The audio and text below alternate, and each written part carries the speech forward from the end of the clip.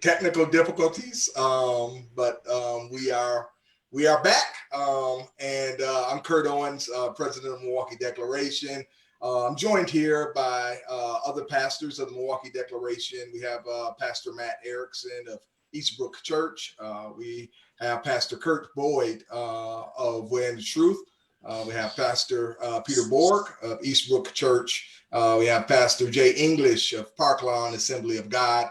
And we have Pastor Beverly Rayfield of World Impact Ministry. So thank you all for joining us this morning. We had no idea at the time that we scheduled this forum that it would be on the heels of yet another injustice happening in our community. And so, Matt, if you could just share a little bit about Milwaukee Declaration, that'd be great. Sure. Thanks, Kurt, for pulling this together. The Milwaukee Declaration came out of a conversation during the time in 2014 when there was a shooting here in Milwaukee at Red Arrow Parkway with Dontre Hamilton. Caused quite a stir within our city, obviously, and I reached out to my friend Walter Harvey and just said, hey, let's get together over a cup of coffee and talk about what it's like to be you and what that means for the churches to stand together somehow in this time. And we ended up pulling some church leaders together to talk and have conversation. The first meeting that we had was the kind of announcement from the city that there was not going to be any prosecution in relation to the Dontre Hamilton shooting, and it caused bigger ripples. And so out of that time, the churches trying to figure out how we stand together as churches. We formed what's called the Milwaukee Declaration, wrote an actual declaration. You can see that at milwaukeedeclaration.org. You can even sign on to that of getting churches to stand together in Jesus Christ, believers to stand together for the sake of the gospel and the witness to the world across racial divides. In 2016, with the shooting of Seville Smith, then there was greater unrest in our city, specifically in Sherman Park, and we got into the middle of that, not only gathering churches together, but also doing community outreach. And a couple of years ago, Kurt Owens took over as president of the Milwaukee Declaration. Thankful for Kurt and all that he's doing with racial reconstruction work and continuing to lead the charge forward. Today, we're just glad to have a conversation around this very important issue, trying to listen well, trying to just open up our conversation as church leaders as we grapple with this as believers and try to be able to move towards healing, moving towards relationship that goes deeper, and also trying to point a path forward, because obviously we know, and some of us kind of lose hope sometimes, is there going to be any change? And there can be change. In Christ, there can be change, but it's going to take us doing hard work and working together. And so thanks for everybody who's watching this and hanging with us through the early technical difficulties as we have this conversation today. And thanks, Kurt, for your role in pulling this together. Thank you, Matt. I think it's important to explain our mission is to build bridges to racial reconstruction through our love for God and our love for our neighbor.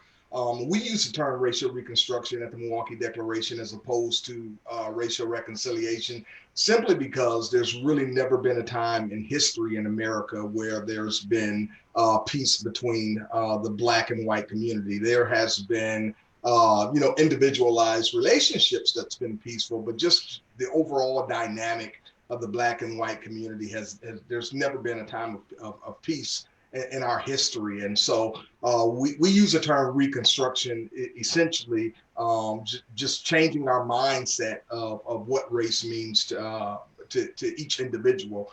And so we're going to begin today with a few questions. And in light of that, I'd like to start out with Peter. If you can describe, your earliest memories as it relates to race. Thanks, Kurt. I had the good fortune and a somewhat unique experience for many white Americans in that I grew up in a very racially diverse community. So from kindergarten on, I was in public schools in Evanston, Illinois that were filled with primarily white and Black students, but also a little mixture of other races as well. And so for me, there was no stigma growing up. I mean, you waited in line at the drinking fountain, you waited in line on the playground, you just, sat at a lunch table with whoever you wanted to sit at a lunch table with. And it seemed kind of normal for everybody just to kind of hang out together. So, these are particularly confusing for me because my DNA runs to an early age of how can this really be going on? Okay. Thank you for that, Peter. Jay, asking you the same question. Your earliest memories as it relates to race. Yeah, I think for me, my earliest memories, I grew up, not in the best area. My mother sent me to a private school and kindergarten. Some of my earliest memories being, I think it might have been one other Black person in the kindergarten. And I remember one day, and specifically, we were asked to draw pictures of each other and then to color them. And one of the kids drew a picture of me, and he colored me with a black crayon. And I remember going home and asking my mom, like, I'm not that color crayon. I'm brown. Like, why would he draw me and then color me with a black crayon? And that's one of my earliest, memories of dealing with race and kind of having that thrown at me in a way of what is it that's different about me, that even as a kid that would happen. Man. Thanks for sharing, Jay. Beverly, I would ask you the same question. If you could just describe, your earliest memories as it relates to race. Sure. My experience is completely different than the ones that have been shared so far. I grew up in the UP of Michigan, right up on the Canadian border. And so for me, I was completely insulated from anyone who didn't look like me, walk like me, talk like me. There was absolutely no diversity where I grew up.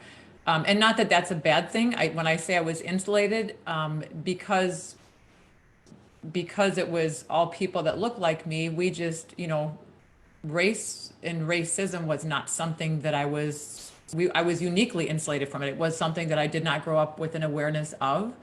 Moved to Milwaukee in my late teens. And I think even in my move to Milwaukee, when I originally moved here, lived on, multiple places, including the east side, but then like right off of 49th and Valete, 68th and Appleton. And I think even then, even though, I was in a much more diverse setting, I was still completely unaware of some of the things that we were dealing with. And so this has been a slow awakening for me over the last probably 10 to 12 years. And, my husband and I, we were part of it was mainly Caucasian congregation for years in Brookfield. And then just really felt a call to a church that we didn't know very well. But when we walked through the doors, we were one of the only Caucasian families there. I say that to say, it was World Outreach Center with Skip and Melva Henderson. When we walked through the doors of that church, everything in me became a better version of myself because of what we were experiencing and the multicultural part that I had never had the opportunity to be engaged with. And so that was I think that was actually probably when you're talking about your first experience with race, you're not saying racism. My Right. first true experience with race was when we walked through the doors of World Outreach, and it was a beautiful first experience for us. But there began the slow awakening. Thank you for sharing, Pastor Beverly. Pastor Kurt, my namesake, asking you the same question. If you can go back to some of your earliest memories of race. And I have so many experiences, but I think one of the earliest experiences, and I'll speak to race and racism, if you don't mind, briefly. I grew up here in Milwaukee on the north side, and every summer, my mom would send me to Somerville, Tennessee, to stay with my aunt and cousins. And I remember I must have been 7, 8 years old. I remember my auntie giving us some money to go to the store. And as I was standing in line to get my quarter or whatever it was, I remember her saying to me, "Now, when you go in the store, don't look that man in the face. You keep your head down." And I remember saying, "Yes, ma'am." And as we went to the store, I remember going in the store, and the man, a white store owner, asked me a question. And I said, yeah, or no. He said, boy, you're not from around here, are you? I says, no. He told me to get the hell out of his store. And I was not allowed to go back in his store for the remainder of that summer. And it was because how I responded to him and I looked him in his eye. And so that was my earliest experience with race. And I went back and I told my aunt what happened, and she told me about how Black folks ought to interact with white folks in the South. And I had no idea. But as far as it relates to race, as a kid, I went to a 20th Street elementary school. And in the 5th grade, we all got bused. If you remember what that is, we all got bused. And me and 3 of my friends, we went to Greenfield Elementary School. And it was culture shock. I had never seen so many white kids before in my life. And I remember we were talking about a subject in class, and I was sitting next to this one girl, and my arm was on the desk and her arm was on the desk. And I remember her looking at her girlfriend and comparing the difference in color of our arms, and they were laughing about it. And so that's some of the earliest experiences for me, because that had a psychological effect on me. I'm like, hey, something wrong with my skin? You know, kind of like Jay with the crayon. Although if they had used the crayon on me, I'd have been cool with it. But so yeah, I guess, and I just have so many experiences with race, and it really led me to know that we live in a very, I don't know, man, it's such a hypocrisy in this nation. I learned that very early on. Thanks for sharing, Kurt. Pastor Matt posed that same question to you, your earliest memories as it relates to race. Yeah, I grew up in the Mississippi River Valley in Illinois, and town I lived in was fairly diverse, but there were clearly certain sides of town that were more Caucasian, more African American. And the way the boundary lines fell there was 2 middle schools in my hometown of Rock Island, Illinois. One was kind of the more upscale, I would say predominantly Caucasian side of town. The other one kind of gathered things in. I was in that other side.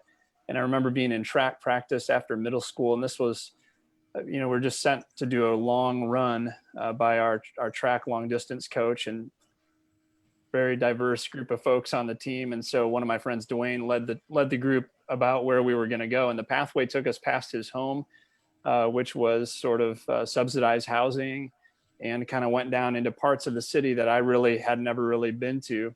And I realized, just by nature of my upbringing, I was experiencing the city so differently than him. And it began a conversation about our lives being different, what it was like to live and where he lived, as much as a middle school boy can at that time. And I just realized, yeah, there's something different here just by nature of the color of my skin, and my experience is so radically different.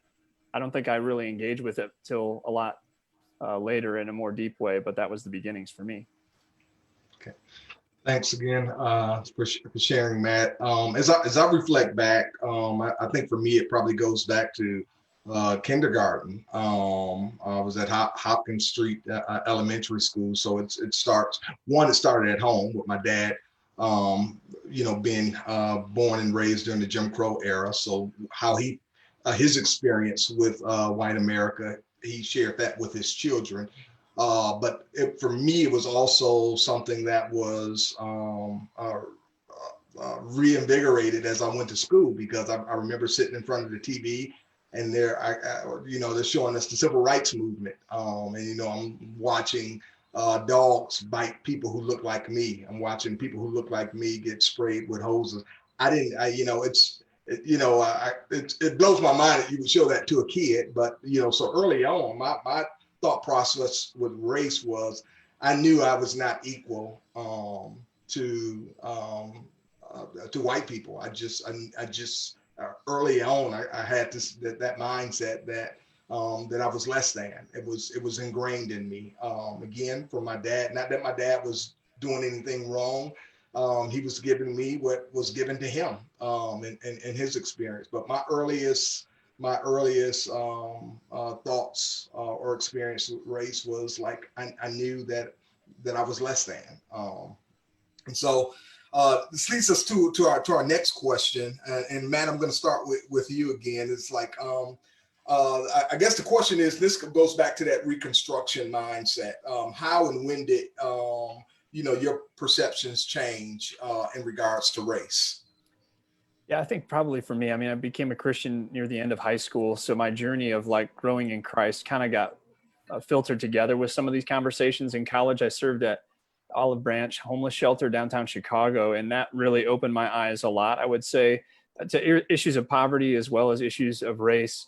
And then later on, when I was in seminary at Northern Theological Seminary, I took a class, Ministry in Multi-Ethnic Contexts, and I've talked about this before. There was probably a class size of about 10. I think there was 4 Caucasians, 6 African Americans, and our teacher or professor was a Korean professor. And we read the book Divided by Faith. And the conversations that happened in that class, similar to kind of what we're having right now, over the course of a semester, just totally destroyed me in my understanding of what it meant to be a human being in America. And I say destroyed because I feel like I've been ruined to just be like an ordinary white dude anymore. Like it just forced me to hear things and see things that I didn't have to see because it wasn't my experience, and I could distance myself from it. And it began to integrate with my faith and love for neighbor in a way that's just put me on a different path. And so I would say definitely kind of those moments in college and then in seminary with these classmates, and then continuing on since that time. There's a lot more stories I could tell, but it would take too much time out of everybody else's space. All right, thanks for sharing, Matt. Pastor Kurt, ask you the same question, like how and when did your perceptions begin to change as it relates to race?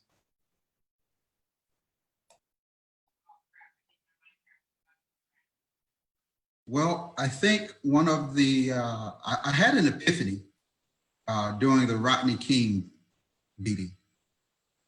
And for the first time, I realized that white people and Black people can look at the same thing and see something totally different. Black people saw police brutality, most of them, I'm not speaking for all, obviously, and white people saw resisting arrest. And for the first time, it made me realize that, wow, knowledge changes perception. And so for me, that was, and Black folks had been knowing for forever that cops are beating Black people up. We've been knowing that in the hood all of our lives. It's been happening since the 70s, since I can remember. Cops have been shooting Black kids in the back, and they used to take them downtown when Chief Meyer, I believe his name was, the chief of police. It was known in the Black community that once you got on the elevator downtown Milwaukee, they will beat the soup out of you. And when your parents went to see you, they would not allow the parents to see you because you would be so bloodied and bruised, they had to wait until you recover. And that's the only way we really knew that they were beating up Black folks in the prisons or in the jails. And so, but Black folks have always known this, but thank God now for video cameras. And so now white people can see what Black people have been knowing all of our lives. But it was that Rodney King trial, that Rodney King beating, that really gave me an epiphany as to how we are really living 2 different realities here.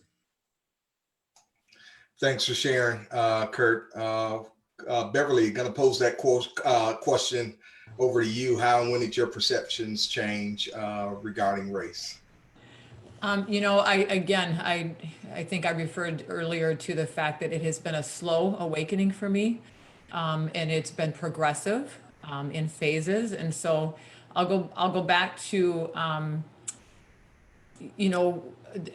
a place where it was.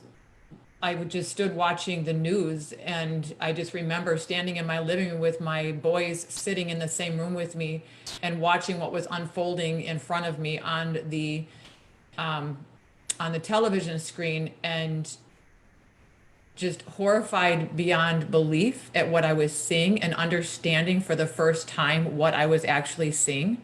Because I'm sure I'd seen things like this before, but I just did not understand. And it was that last rash where there were multiple, kind of where we're at right now. It was a number of years ago, I don't know, 5, 6 years ago. And so forgive me for details that with dates, but it was, you know, I remember there was a gentleman in New York who had, I think he had been, it had been all over him selling cigarettes on the streets, you know, and they had, and then there was another one, I believe, in Minnesota, where an African American man had been pulled over with his wife or his girlfriend next to him, and a child in the back seat, and he was shot point blank. And then there was another one in a gas station. I just remember when I saw this man at these were all kind of real close together. And I saw this man on the news screen, and he'd been taken to the ground and pretty much shot point blank in the head. Just literally, he was already restrained. He was face down, and he was shot. And it was like that whole series of incidents all back to back. I just remember just walking around like in a daze for about a week, just not being able to process well, internalizing this and processing it. And I remember it was a Saturday night, and this was one of those moments where it was, you know, where sometimes you feel something so deep in you, and you can't even process it. Jay, I know that you know, you've been some of this, it's like it's so hard to put into words, and that was one of those moments for me. And my boys, it was a Saturday, and I'm just going to share what happened in this particular, with this particular event, because it really opened my eyes. My boys they were younger. They wanted to go to a trampoline park, Sky Zone. We drove over there. It was a Saturday night, and there was just this oppression that was resting on us as a nation. I could feel it on our city because all of these things had happened back to back. And I walked into Sky Zone, pitch black, and there. It was one of those nights where they had all the lights turned out, and there was only us and one other family in there, and the other family was African American. And I remember sitting down at my table, and my boys going off and doing their thing. It's pitch black, and I just sat at that table with tears. Like, I just sat there and I just cried because of what I was seeing. And there came a moment where I looked over, and at the other table across the way, the African American mother was sitting there by herself. And I walked over to her, and I just looked at her with tears streaming down my face, and I just said, I am so sorry. I am so sorry. And she didn't have to even say what for. She knew exactly. And she immediately, she was so kind, but she looked at me and she said, there are things that you will never understand about me because your skin is white. And I knew that she was telling me the absolute truth. I understood it in that moment in a way that I'd never understood it before. And that was one of those turning points for me, in this seeing things through a different set of eyes. Thanks for sharing, Beverly. Jay, I'm going to ask you that same question: is you know, when did your perceptions change regarding race? Yeah, it's kind of weird. My perception actually changed more to a positive. So, you know, I think I told you all, grew up in private school. I was typically the only African American. How I was treated, how I was talked to, you know, people wanting to touch your hair, people wanting to talk about where you live, conversations that as a kid, you don't really even understand what's happening or what that name is that they just called you, and, you know, just random stupid stuff I had to deal with. I felt less than. Just to be honest with you all, I went through years where I hated being black. I didn't want to be black anymore. It was, you know, I had friends who were white, and I would go to their neighborhoods, and it would be like, why is your neighborhood look so different than mine? There were places I would go, you know, and it was like, I couldn't just go be free. I watched the freedoms that they had, and it was like, I can't do that where I live. You know, I saw the benefits that came with it. I saw the struggle that we had in my family, economically, educationally. And it was like, you know, little things, man. Hey, when I go get in the car, you know, we all got to get in on the passenger side. You know, you got a brand new vehicle like every couple of years. What's going on? And I hated it, you know, just to be honest with you. it wasn't until all the way through high school I struggled with it. I went to college, and I went to Eastern Illinois University, predominantly white school. I think there's 300 African Americans on the entire campus. And I got in on an academic scholarship. I did really well in school. I was in the honors program. And I woke up one day and I just couldn't do it anymore. I dropped out of honors. I was so tired of being the only Black person. I was just tired. And it's like the realization that the more successful I am, the less people that look like me I'm going to see, just hit me. And I was like, I'm done. I can't do it. I dropped out of all of my honors courses. I was like, I'm just taking gen ed. Forget it. I'm gonna go just figure out what life looks like on this other side. And I took an African American music course, and it was music history. And that professor and that class changed my life. It changed my life. It was the first time in my life I had been in a classroom where I was celebrated, where my history was being taught, like not what was in these other books. I got tired of growing up and having literature classes where I got to read books that say nigger in them and you want me to read it. I don't want to read that. So, I got tired of being taught about me only being a slave, only being property, civil rights movement, fighting for rights. This was the first class where we talked about before slaves. We talked about the kingdoms. We talked about the different things Black people did. We talked about the greatness that came through music and inventions and all these things. And it was my first time having a Black teacher. I'd never had one before. So I got somebody up here, looks like me, talks like me and my friends, my family. He's relating to us. He's laughing. He's talking. He's roasting us. We roasting him back. And he's teaching us about us. And it was like 35 of us in this classroom. There was 2 white people. It was the first time I'd never been in a class like this. Like, I'm the majority.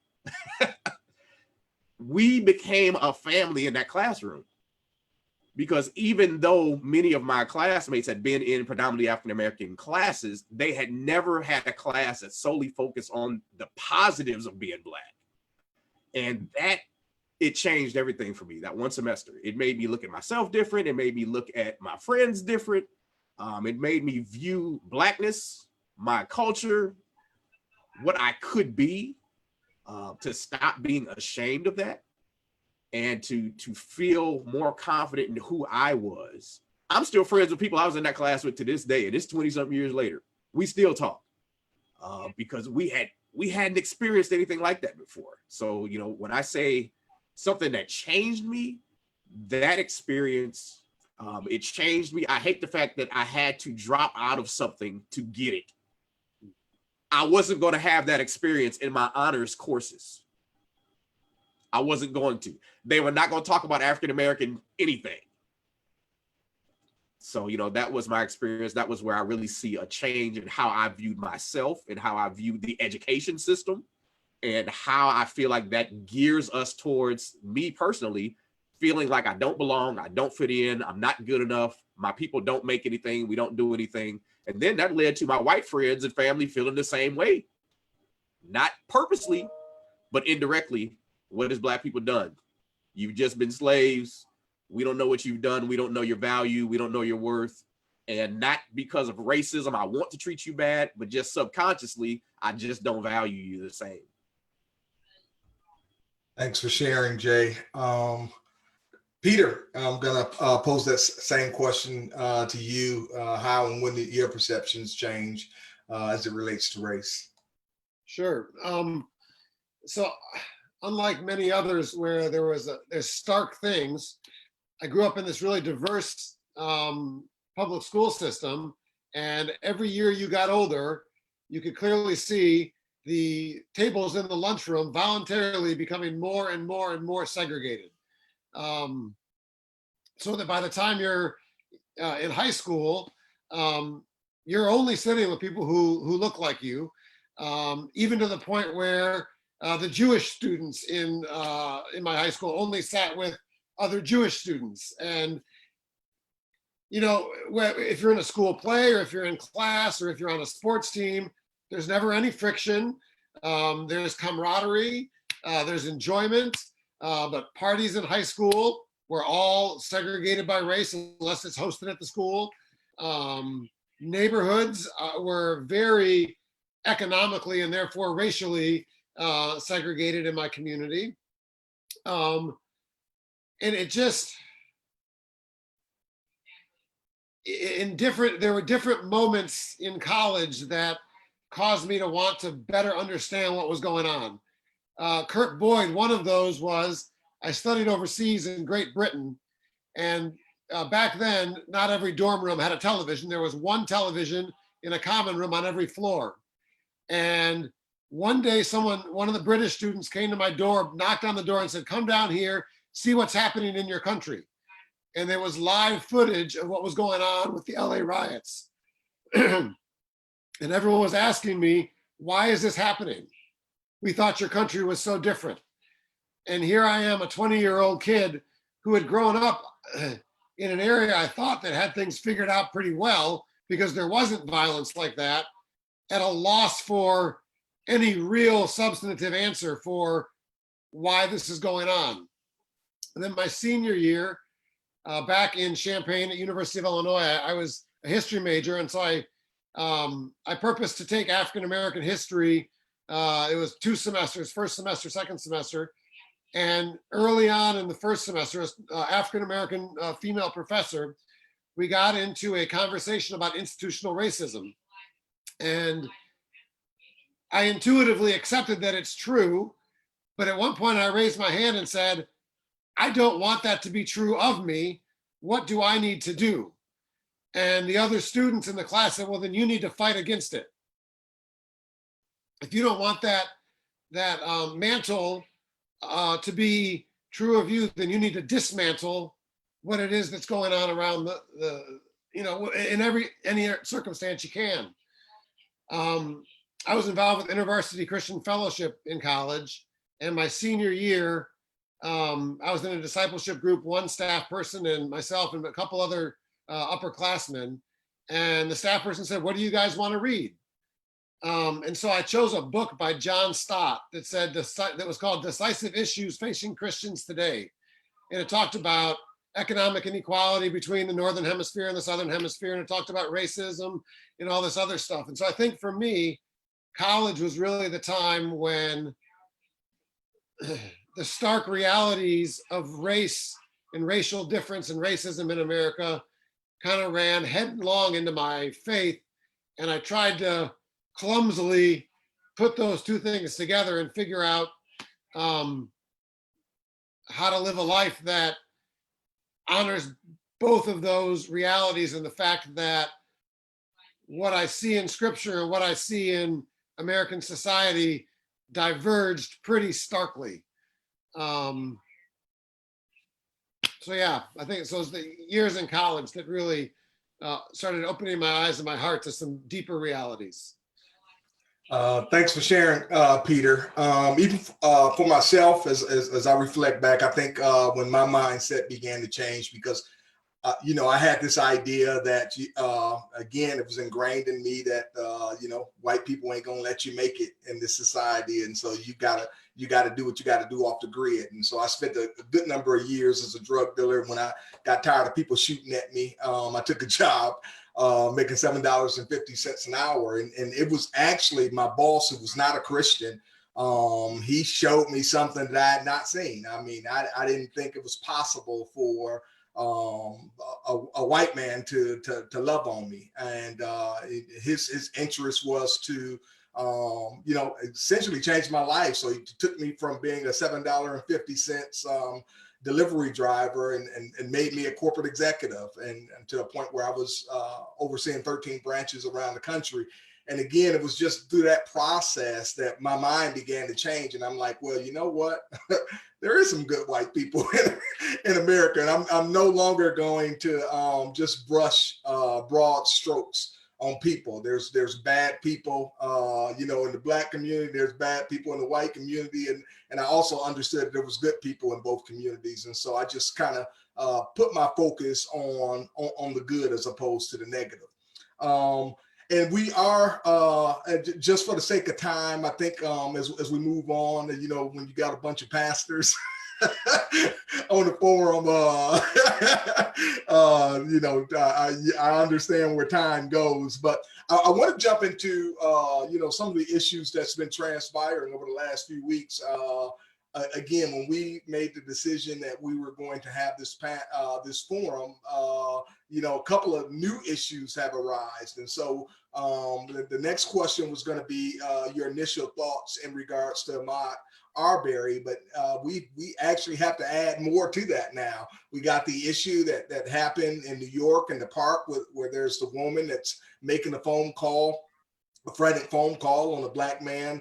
And then we have the George Floyd situation. So in addressing all of those, what's your initial feelings about that? And Matt, I think I'm going to start with you on that, with that question in regards to all that's just been transpiring that we've seen in the news the last few weeks. Yeah, I mean, what's the right thing to say? I think it's just, this kind of combination of sadness and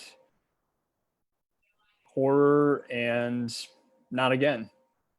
I was texting a friend I mentioned earlier who's in the Twin Cities, and he was talking about, the neighborhood where he grew up in, he's African American, is just, being destroyed and in the riots right now, which is a response to destruction that's happened again and again and again. And so just seeing it just breaks my heart, and want to be hopeful of change.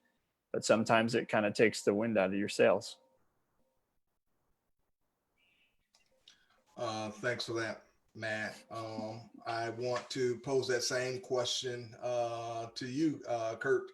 If you can just again speak to some of your initial thoughts and feelings in regards to the latest string of events.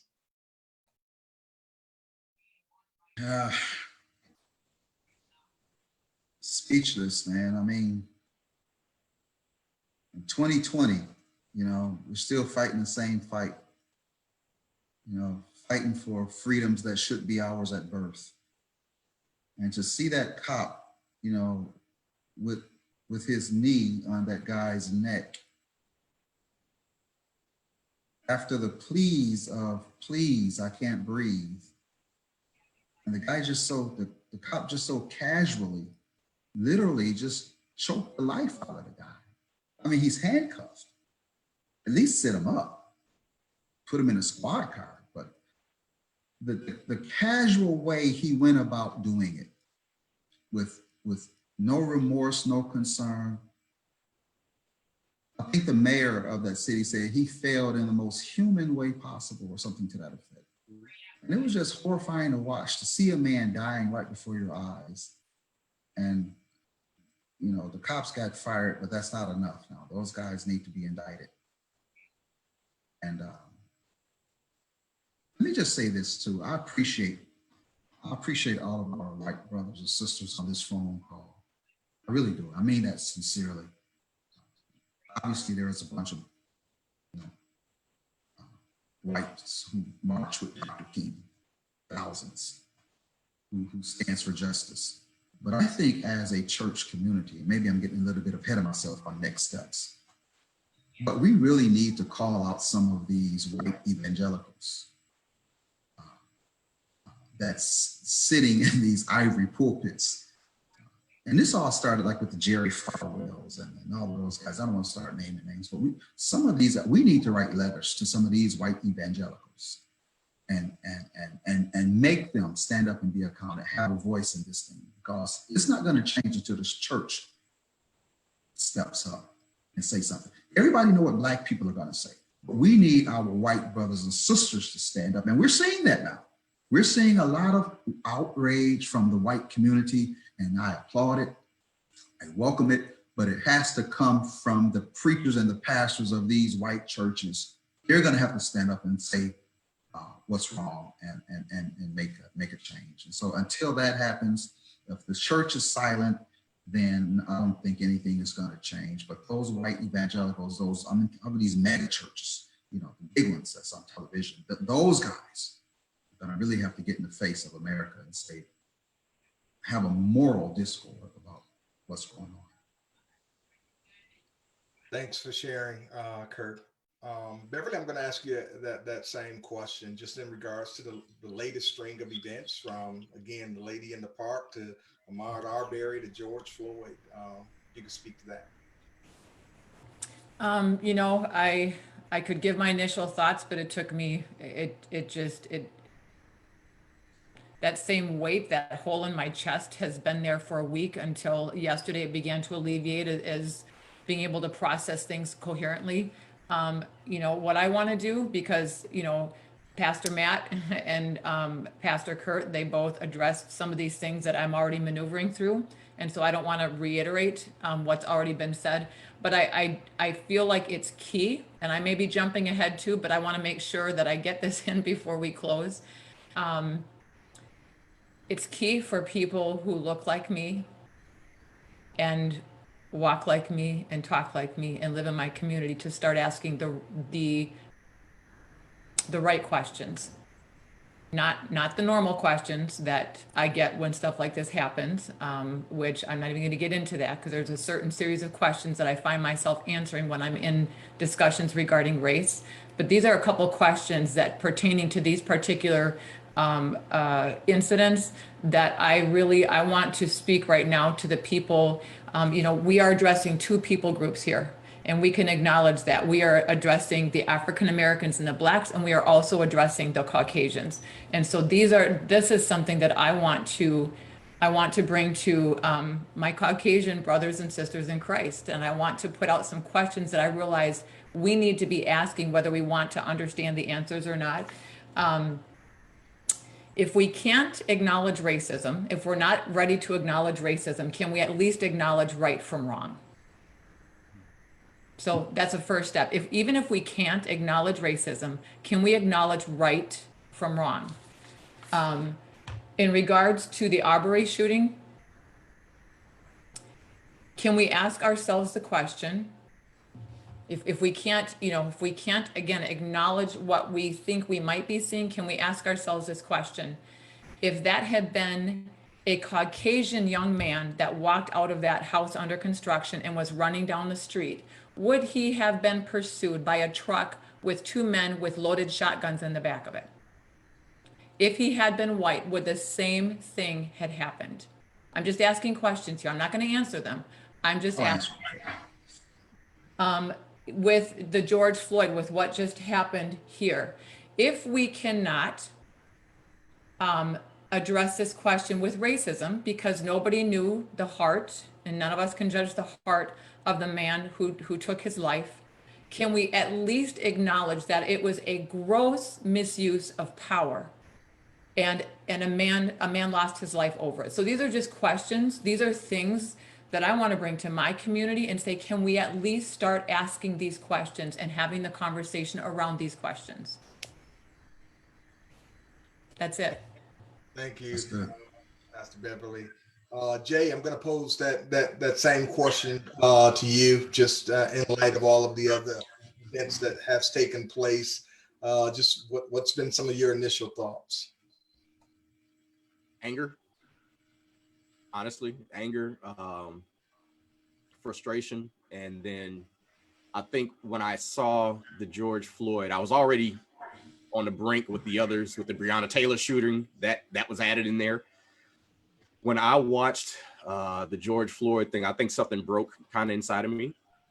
If I be really honest with you all, it was, I watched someone take someone else's life. And the callousness in which he did it. He knows he's being video recorded. There's witnesses standing there, and there is literally zero concern. Multiple police officers standing there. None of them help. No one says anything. No one does anything. It was something in me where I was watching the news last night, and I was watching what was happening in Minneapolis. And I was like, you know what? The way I feel right now, I ought to have been right out there with them. I ought to have been right out there, mask on my face, ready to throw stuff through glass. Pastor Jay, is that you? No, it's not me.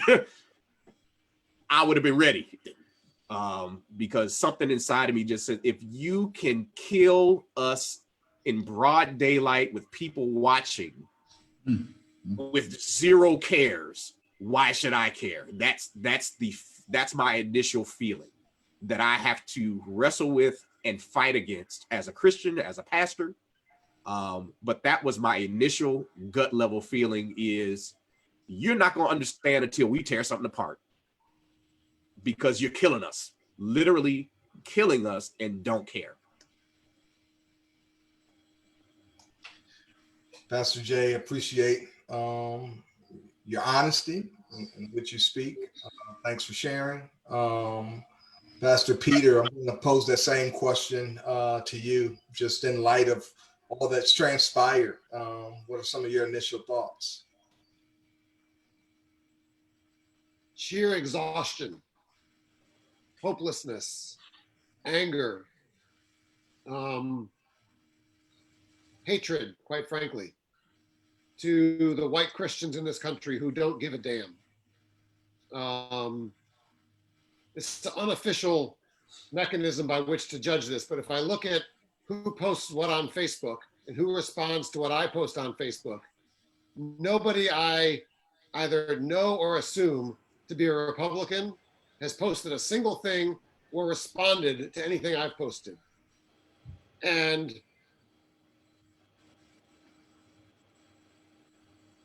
there is a worship of political power in this country on both sides of the aisle in the church that destroys the witness of the gospel in ways more powerful and palpable than we can possibly understand. And I'm heartbroken, and I want to be with Jay out there throwing bricks, and I just want to move to a different country and not have to deal with this any longer. I'm exhausted and hopeless more than anything else. Peter, thanks for sharing. As I share even some of my own initial thoughts. Gosh, I mean, I was almost speechless as well, in a sense, because, but not surprised. Not surprised at all. I mean, as a member of the Black community, we've been seeing this over and over and over again, and we've been telling people, hey, look, don't you see this? And as Kurt Boyd mentioned earlier, it's like it's amazing that the Black and white community could watch the exact same events and walk away with a complete different perspective of what transpired. However, in the George Floyd, Ahmaud Arbery, I mean, it's probably the first time that I've actually seen where there seems to be some cohesion in what everybody is seeing. And there's another group that just kind of remains silent. And so I'm just sitting back, and for all of my white pastor friends, I'm in churches, I'm sitting back, and I am watching because I want to see where does the gospel land in all of this. I have a lot of friends that are, they've X'd out the church because of the church's silence on some of these issues. And so for the sake of the gospel, what I want to know, and this includes, as you mentioned, Kurt, I mean, even our white evangelical churches, that yes, that we stand up for the gospel, and for justice. Psalms 89:14, it says, righteousness and justice are the foundation of your throne. Amen. Think about that for a moment. Righteousness and justice is and for anyone that has an issue with, and I don't use the term social justice because it has a negative connotation, but listen to what the word says. It says righteousness and justice are the foundation of his throne. And for me, I find myself being disappointed in the Christian community. I've never held the world to any high standard of racial inequality and injustice, but I have held a higher expectation for the church. And so I can say that, while I'm not surprised any of this has happened, I do appreciate that more people are beginning to step up, and there's more of a cohesive movement of people stepping up. But I do believe if it had been the other way around, I think if this was a Black cop that killed a white citizen by standing on his knee, I think you'll probably be in jail this morning. So it's going to be interesting just to kind of see what's going to happen and what's going to transpire as we continue to move forward with this. But yeah, there's certainly disappointment, but I'm not surprised whatsoever. And my prayer is that, yeah, we're able to make some some movement forward through the gospel. I'm going to ask one more question. I know our time is running low, so I do want to ask one more question, and hopefully we'll have an opportunity to have some more of these discussions as we move forward. And that question, I'm going to jump directly to our last question is and Matt, I'm going to throw this at you. I'm sorry, Peter. I'm going to throw this at you, Peter. How can the faith community best address this long-standing friction between the Black and white community? And again, this is not to discredit any other ethnic community. I think it's important that I throw that out. I believe that we all must are part of God's body and ethnicity, but there's been a long-standing friction between the Black and white community. And so the question is how can the faith community best address this long-standing friction between the Black and white community? And Peter, that question is to you. I think it has to begin with prioritizing building relationships across racial lines and recognizing that does not occur naturally in many circumstances in the United States. Acquaintanceships maybe, but not relationships. And the best way I know to do that, I'm married 25 years, we've got 4 kids, life is very busy. Our very best friends live 5 minutes away in Wauwatosa, and we almost never see them. I see the people who I live near, who live next door to me, across the alley from me, across the street from me. And so if our neighborhoods remain racially segregated, then by and large, our friendships, who comes over for 4th of July barbecue or for impromptu ice cream bars or whatever it is, are going to remain segregated. And if our relationships remain segregated, then all we can do as we process the tragedies we see online or on the news is to kind of try to parse what's happening from some talking head on a screen, rather than being able to sit down with someone with whom we're already close friends and say, how does this make you feel?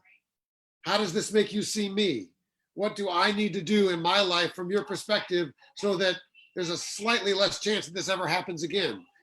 And so I think we really need to figure out how to go ahead and make the contours of our life such that we are naturally in deep friendship with people who are unlike us. That can start racially, but it also politically, also economically, there's all sorts of different ways. There's this fallacy that the church has fallen into as well, that you live where your income allows you to live. Well, I don't think biblically that needs to be the case. Live where you're going to be with people who aren't like you. And for some of us, those are different answers, right? So I think that we have to prioritize building personal relationships so that we can really get to the heart of the issue, rather than just trying to deal with facts and tragedies and things like that. Thanks for sharing, Peter. Jay, I'm going to pose that same question to you: is how can the faith community best address this long-standing friction between the Black and white community? I don't have a good answer. I'm just going to give you my heart. Like, I'm really looking at my white brothers and sisters, and I'm saying it's time. I need you to lead that charge from a faith perspective. We're here. We've been here. We're not valued. We're not looked at that way, and we're not listened to. When I'm looking at Minneapolis and I'm seeing what started out as peaceful protests, and you have police out with batons, riot gear, they ready for us when we show up. They got the pellet, they got the rubber bullets out and everything else. And we're protesting an actual killing of a man. And on the flip side, I see white people protesting coronavirus and quarantines, and they're running into buildings with guns. There's no police pushing back. There's no riot gear. There's no tear gas. There's no rubber bullets. I need y'all to lead the charge, because apparently they treat you very differently than they treat us. So from a faith perspective, I'm saying, do you really believe I'm made in the image of God? From a faith perspective, are you really going to love your neighbor like you love yourself? Because I see you loving yourself with this quarantine. I see what you're doing. I see how you're acting. I see your posts on Facebook. I see how mad you are. Your rights are being infringed on. You're being oppressed. I see it. But you're not treating me like I'm you. And from a faith perspective, God says, love me first and foremost. And then he says, love your neighbor like you love yourself. I'm looking at my white brothers and sisters, and I'm saying, from a faith perspective, love me and my community the way you love you and yours. And I'm waiting to see it. Thanks for sharing, Jay. Pastor Beverly, I'm going to pose that same question to you. How can the faith community best address this long-standing friction between the Black and white community? I think first we need to stop it. We need to stop ignoring it and pretend that it doesn't exist, because it does exist. And we need to begin to have the much deeper conversations. I love Pastor Matt. I think this is a great place to stand in, is to start asking the question of people of the opposite skin color, or people who don't look like you. What does it look like to be you? Share your experiences with me, and that we're listening to understand and not to fire back an answer to defend what we think is, what our belief system has been formed by. And this has to start in the church. It has to start in the church. And I don't believe that the church is a place that we're just not a place to bring comfort to everybody's life. This is where we're called to be. We're called, we're called to be the healers of the breach, to restore the broken down walls and make the community livable again. But if you go back in that scripture in Isaiah 58, the word is very clear that you can fast all day long, but the type of fasting that God is looking for is to release the chains of oppression and to bring justice. And I think we need to start having the conversation at a much more, I want to avoid using the word aggressive, but at a much more intentional level than, I know for me anyway, at a much more intentional level than what I have been doing so far. Can I share something like a light bulb that's come on for me even in the last couple of days? Can I take 2 seconds to do that? I've realized just in conversations that I've had over the last 4 days, that for as close as I can feel and as deep as some of the relationships that I have with my African American friends in the church, I mean, not just friends or acquaintances, I'm talking longtime, deep friendships. I realized something over the last 4 days. There are still things that they will not share with me until I go that deep. They are waiting for me to go into the deep conversation with them, and not until I open that door will they actually share the full gamut with me. And it has been eye-opening the last 4 days. Information that has been withheld from me because they're still not sure that I'm willing to go the distance. And that's I'm still being awakened. So just, you guys, thank you for your grace. Thank you for sharing, Beverly. I'm going to pose that same question to Pastor Kurt Boyd. What do you think the faith community, how can we best address this long-standing friction between the Black and white community? Thanks, Kurt. Thank you for putting this thing together. Blessings on you for that, to all of the participants. Before I address the question, let me just talk just briefly about the young lady in Central Park, Amy Cooper, I think her name was. If that Black man had not had his cell phone out, I have a feeling we probably would have had another Black person killed by the police. If the police had showed up with this Caucasian woman's crying wolf, that a Black man is in Central Park threatening my life and my poor little dog, police would have showed up and we'd have probably had a different outcome. So thank God for the video and the technology that the young brother had filming her. She lost her job behind that. And everybody was so concerned about how she choked out her dog. That was interesting. But I think what could bring change is, I think as a pastor, from a pastor's perspective, our theology has to change. We have to, since this coronavirus, I've been preaching sermons according to the times to encourage our people that this too shall pass, and how to deal in crisis. And I think it was JLK said, out of great crisis comes great opportunity. We have an opportunity to do some great things now. We're seeing our country, once again, the sheet has been pulled off of this ugly bed of racism and bigotry, and the audacity of Amy Cooper to know that if I call the police and say a Black man is threatening my life, they're gonna show up and they're gonna do something about it. And she believed that.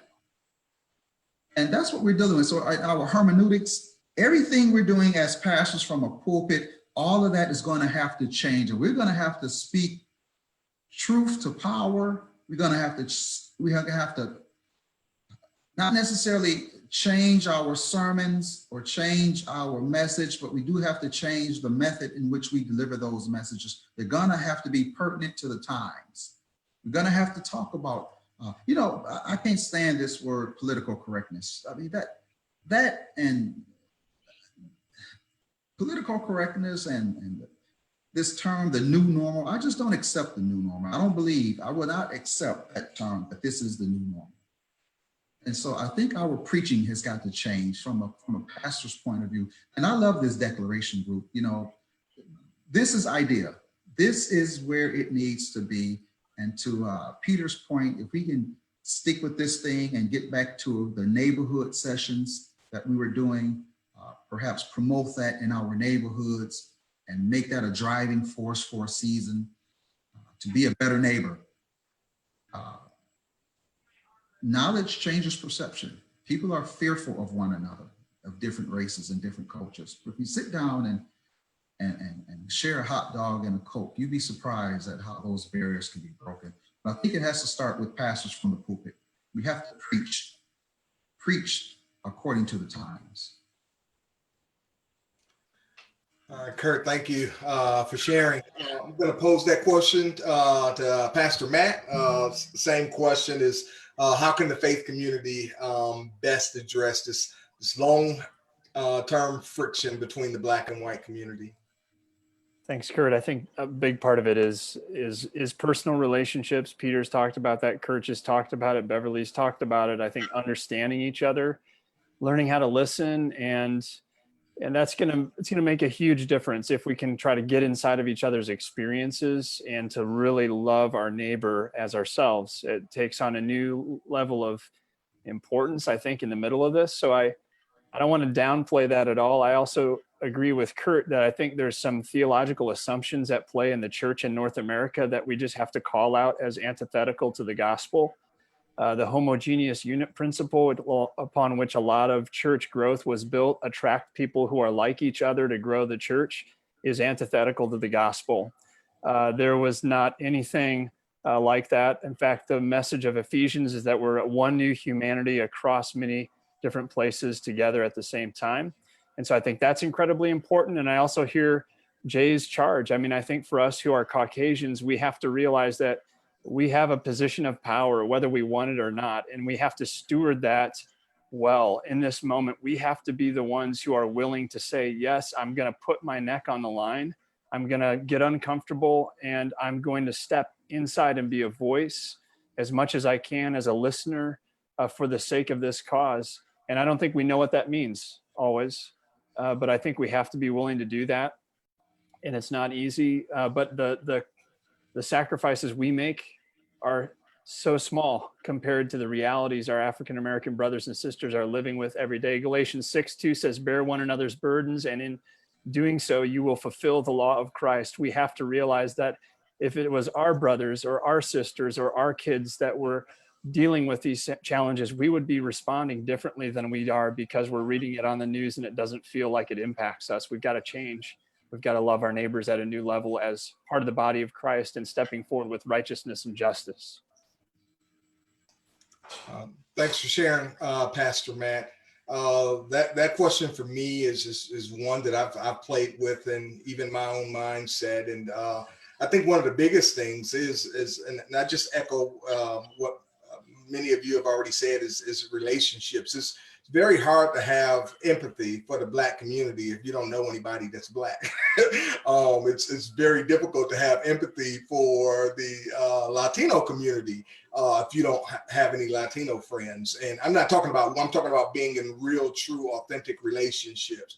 And once you get into those real, true, authentic relationships, I believe that it's now they're not just talking about somebody that I see on TV. They're talking about my friend Kurt, or they're talking about my friend Jay. And so I think specifically from the faith community, I put a lot of pressure on the faith community. Even if your church is in a homogenous community, I think we still have a responsibility to reach out and befriend pastors of different ethnicities so we can bring about an understanding, because the world is watching. And we have a responsibility that the gospel has to be the number one focus above our patriotism. The gospel has to count more than our political views. The gospel has to count more than our cultural preferences. All of those things. If the gospel is not the number one focus, then find me something else to believe in, because this is not the religion that I would really want to be a part of. If we've Americanized it, and it's not about the gospel, but it's about something. It's about how hard I work. I just really think that as the church, we have to differentiate ourselves from the world. And what I've seen is we find ourselves more in alignment with our political party than we are with our Christian brothers and sisters. I got a problem with that. We're more in alignment with our cultural preferences than we are with our kingdom body. And so for me, I just think the church really just needs to be the church. If the church is not going to be the church, man, I really don't want to be a part of it because it's turned out to be something else. And more Christians are walking away from the institution of church. We got more people. I know more people that's at home right now, just with a group of people that are essentially doing home churches, because they're just done with the institution of church because the church refuses to be the church. Once the church decides to be the church, I think we can go across racial lines, we can go across cultural lines, we can go across political lines, and we can win over a people that actually can see what the Holy Spirit is doing among people who have different preferences, what the Holy Spirit is doing among people who have different ideologies. And so, I just think the gospel needs to be the focus, whether you walk into a Black church or whether you walk into a white church. It should be the gospel. And so that's just kind of my feelings on that. And I'm going to leave that. And so I do want to leave some room, if you got 30 seconds to add one last thing that you want our listeners to hear. Matt, I'll start with you. If you got anything that you want to add. Just be a learner. And so there's resources that we have pulled together over the years for the Milwaukee Declaration. When we do our Martin Luther King Jr. event, we usually have a resource of films you could watch, documentaries, books you could read, articles you could look at. I posted that up at my blog, mwerickson.com, just because it's ready to get it up there. Also visit the milwaukeedeclaration.org, and you can follow up with some other resources that we have up there, blog posts that Kurt Owens has written and other things like that. So that would be my encouragement. And I don't know if Jay English is going to maybe mention Front Row Seat, so I'll let him maybe mention that one, but that's a great event coming up soon.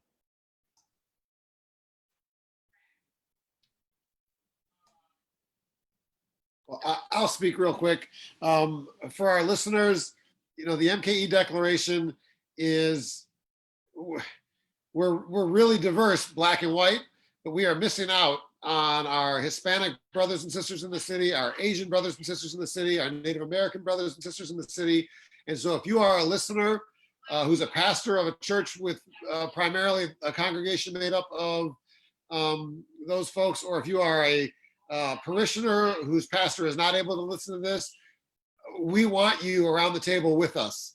And it is a recognition of ours that we have blind spots that we don't see just as a group of Black and white people. And so please visit MilwaukeeDeclaration.org, find the contact information, reach out to us. We would welcome you with open arms and with tears in our eyes if you would join us. I would say, as it relates to next steps, that we absolutely reach out with an official letter from the MKE group to those pastors in Pewaukee and Waukesha, Kenosha, to some of those mega churches who are perhaps conservatives or liberals, and we hold them accountable. We make them speak, or at least give them the opportunity not to speak. We just can't no longer hide behind the four walls of our churches. It's time for the pastors to stand up, especially the white pastors in the city, or the state, I should say. And I say we form letters to those pastors and challenge them to meet us on this forum and have a blatant conversation about some of the problems in our country. Thanks, Kurt. Jay? Yeah, I want to start by saying thank you to all of you. You know, I love you guys. That's literally how I feel. Love you, Jay. You're a pit bull, man. I thought you were humble and passive. You know, I got a little more Malcolm in me than I do Martin, so it's just what it is. Yeah. Malcolm in the middle.